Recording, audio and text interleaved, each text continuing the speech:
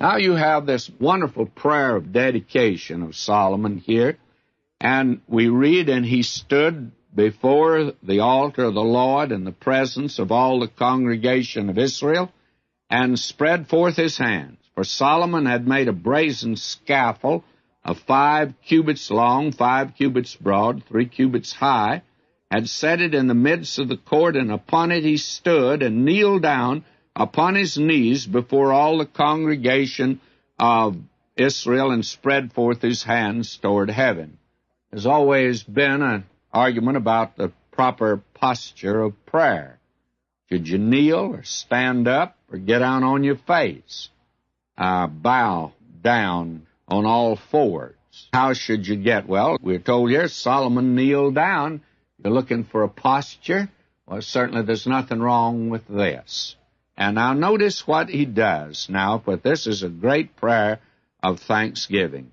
"And he said, O Lord God of Israel, there is no God like thee in the heaven, nor in the earth, which keepeth covenant, and showeth mercy unto thy servants that walk before thee with all their hearts. Thou which hast kept with thy servant David my father that which thou hast promised him, and speakest with thy mouth, and hast fulfilled it with thine hand, as it is this day." Now, he's coming to thank God because he is the Creator, and he's done something.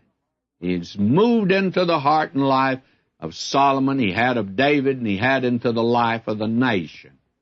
That is something that today a great many folk need, is an experience with God.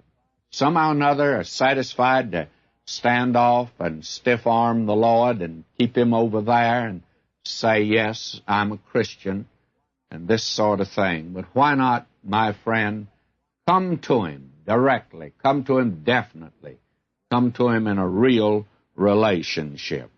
Now, again, in this prayer of dedication, he comes back in verse 18, "But will God in very deed dwell with men on the earth?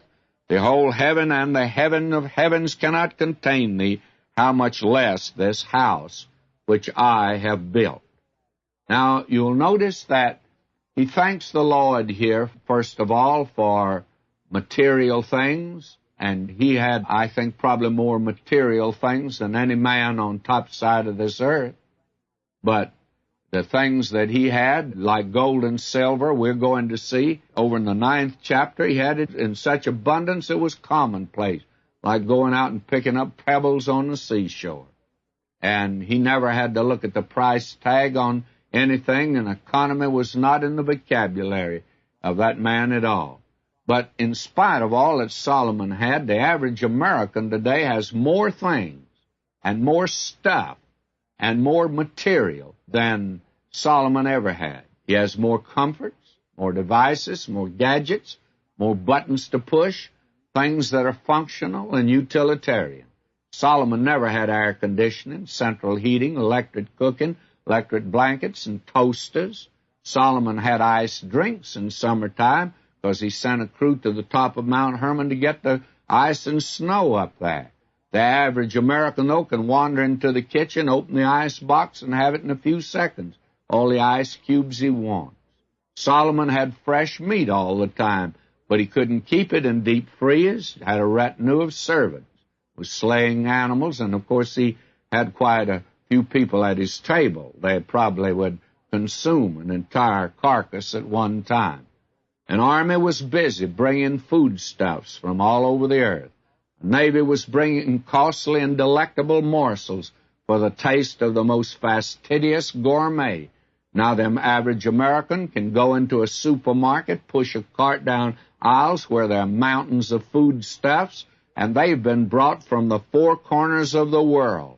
And he can get them packaged or canned, get it in cellophane, get it in box. He can get it most anyway.